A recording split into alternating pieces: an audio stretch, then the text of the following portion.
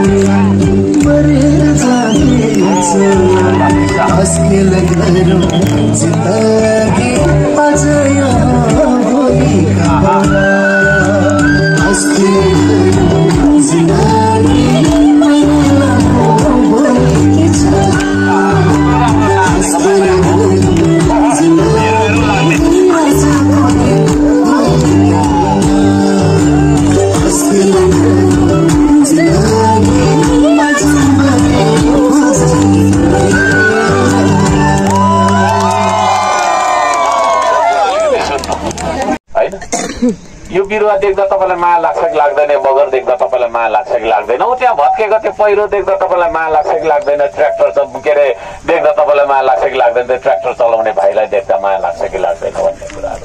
यहाँ तपाईँ के गर्न आउनु भएको? यहाँ तपाईँले केही पनि पाउनुहुन्न दिनभरि चाहिँ होइन ढुङ्गा बोकेर भन्दा यो देशलाई दिनलाई आउनु भएको छ। त्यो त भावना हो। त्यसले गर्दाखेरि यो गीतले भने जस्तो हामी आज छौँ भोलि छैन होइन, नआउन सक्छौँ। यो धरतीमै पनि नहुन सक्छ, यो देशमा नहुन सक्छौँ। तर जतिन्जेल हामी यो देशमा छौँ, जतिन्जेल हामी यो धरतीमा छौँ, हाम्रो मनमा सधैँभरि होइन उच्च विचारहरू हुनुपर्छ। निकृष्ट विचारहरू हुनु भएन, अब उत्कृष्ट विचारहरू हुनुपर्छ। सहयोग गर्ने, सद्भाव फैलाउने त्यो खालको विचार हाम्रो मनमा हुनु जरुरी छ कि छैन? त्यो भावना छ तपाईँसँग? सबैजनालाई म त्यो भावना त्यस्ता खालको विचारले होइन अगाडि बढ्नको लागि म अनुरोध गर्न चाहन्छु है। हामी भनेको जनावर होइन, हामी भनेको मान्छे हो। मान्छे भन्ने बित्तिकै होइन हामी अत्यन्तै धेरै यस्ता कुराहरूलाई बुझ्नुपर्छ। नैतिकता, भावना, मानवता हामी हाम्रो छातीभरि बोकेर बाँच्नुपर्छ भन्न चाहन्छु। सबैलाई मेरो अनुरोध छ। धेरै भाषण गरेँ मैले, यो त केही पनि होइन, 10 घन्टा सुनाउनु पर्ने होइन, कान पाकिन्जेल सुनाउनु पर्ने त्यो चिज होइन, त्यो चिज हो। यो इतिहास पनि हो। यहाँ सुन्नु है, अब अन्त्यमा मैले सकेँ। यो इतिहास हो। भोलि हामी सबै बुढा हुन्छौँ, बुढी हुन्छौँ, हुँदैनौँ? बुढाबुढी हुन्छौँ नि त होइन? अनि पछि गएर बुढाबुढी भएर चाहिँ यसो हेर्ने क्या, युट्युबमा यसो हेर्ने होइन, पकुवा खोलामा हर्क साम्बाङ त त्यतिखेर हुँदैन, मरिसकेको हुन्छ होइन। यहाँको केही होइन मरिसकेको हुन्छ नि, कहाँ सधैँभरि हुन्छ, हुँदैन नि। यहाँ अब भर्खरका युवा युवतीले पछि यस्तो हेर्छ होइन, यत्रो बाक्लो पावरवाला चस्मा लगाएर यसो हेर्छ नातिलाई, यता दाँत हुँदैन, दाँत हुँदैन त्यो हेर्दाखेरि है। है अहिलेको यो मसिनो नानीहरू होइन, दाँत हुँदैन, अनिसाको पनि हुँदैन। यता आउनु त, हाम्रो सबभन्दा सानो उमेरको श्रमदाताहरू यता आउनु न भनेको। अरे त्यहाँ लाचाइराख्नु, चोर्नु पनि लजाउनुपर्छ, अनैतिक काम गर्नु पनि लजाउने हो। यता आउनु, सुन्नेमा पनि आउनु। यहाँ हामी विभिन्न तपाईँको है बाजेको उमेरको श्रमदाता र नाति र नातिनीको उमेरको श्रमदाताले पनि सँगै हामी श्रम गर्छौँ। यहाँ मुना पनि यता आउनु, तिमी पनि सानो छ, म चाहिँ अलिकति बुढी भयो कि उता कालो मुख गर्दै रहेछ, यता आउनु, यता आउनु, यहाँ आउनु छिटो आइहाल्नु। होइन यी नानीहरू होइन, यहाँ मैले अब भन्नु खोज्दै गरेको कुरा सुन्नु है राम्रो। अब यी नानीहरू पनि होइन, यी नानीहरू पनि भोलि गएर चाहिँ नि बुढी बोजू हुनुहुन्छ नि त होइन, त्यतिखेर ए नाति त्यो त्यो उयसमा त्यो युट्युबमा होइन होइन फेरि कलाकारै भइन्छ कि जस्तो पनि छ है, झन्डै झन् लक्षण हेर्दा त अरूको जागिर खाइदिन्छ कि जस्तो पनि क्या है। अनि यसो गरेर हेर्दाखेरि जाँच हुँदैन, यिनीहरूको पनि हुन्छ त, जाँच हुँदैन होइन।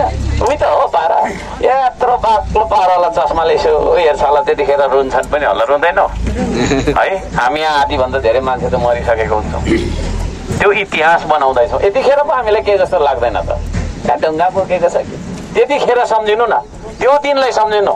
आजभन्दा 25 वर्ष 30 वर्ष पछाडि, आजभन्दा 50 वर्ष पछाडि है हामी मध्ये कोही मान्छे जीवित हुन्छौँ होला, तर धेरै जसो मान्छे मरिसकेका हुन्छौँ होइन। त्यो जीवित भएको मान्छेले त्यतिखेर युट्युबमा हाम्रो यो अभियानहरू हेर्दाखेरि है कस्तो लाग्छ होला, कस्तो लाग्छ होला, त्यो दिनहरू सम्झिनु भएको तपाईँहरूले। म त त्यो भविष्य पनि देख्छु क्या, हेर्छु, आकलन गर्छु। पक्कै पनि रुनुहुन्छ होला है, रुनुहुन्न होला हो है। हामी केही समयका लागि यो धरतीमा छौँ, जतिन्जेल हामी बाँच्छौँ श्रम गरेर बाँचिरहौँ, जतिन्जेल हामी बाँच्छौँ मिलेर बाँचिरहौँ। यहाँ कुटाकुट गरेर पाउनेवाला केही पनि छैन होइन। यहाँ बाजेर जुधेर अरूलाई गाली गरेर केही हुन्छ यहाँ हुँदैन, तर मिलेर काम गर्दाखेरि हामी बाटो बनाउँछौँ, हाम्रा विभिन्न खालका छैन होइन संरचनाहरू हामी निर्माण गर्न सक्छौँ। त्यो चेतनाले सधैँभरि उठेर हामी बाँच्छौँ। म त्यो भन्न चाहन्छु। यो एउटा इतिहास बनाउँदै गरेको, तपाईँलाई लाग्छ खालि ढुङ्गा बोकेको छ के छ भन्ने लाग्छ, यो इतिहास बनाउँदै गरेको।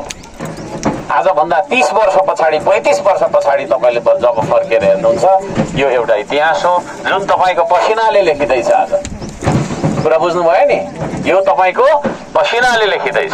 यो इतिहास लेखनमा आउनुहुने सबैजना तपाईँहरू त्यो इतिहासको एउटा एउटा अक्षर हो।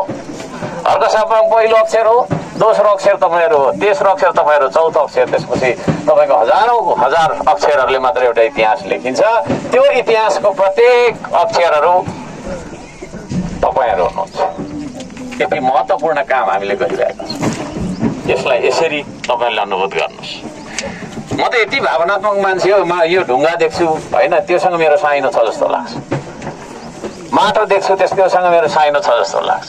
बिरुवा देख्छु त्योसँग मेरो साइनो छ जस्तो लाग्छ। तपाईँहरूलाई लाग्छ कि लाग्दैन है? हामी सजीव प्राणी हौँ होइन, हामी बाँचिरहेका छौँ। बाँचिरहनु भनेको चाहिँ सास फेरिरहनु मात्रै होइन है। त्यसले गर्दाखेरि सबै कुराहरू हामीले बुझ्नुपर्छ र त्यसरी देशलाई माया गरेर गरिने अभियानलाई यो श्रमदानको अभियान भनिन्छ। फगत ढुङ्गा बोक्ने भौतिक मात्रै होइन, यो भावनात्मक र सामाजिक होइन मानवीय विकासको अभियान पनि हो भनेर यहाँहरूलाई म बुझाउन चाहन्छु। अब यति भन्नु होला नि, बोल्ने ल नबोल्नु है। Thank you so much. ल धन्यवाद छ सबैलाई। अब फेरि ट्र्याक्टर आइपुग्यो, ट्र्याक्टर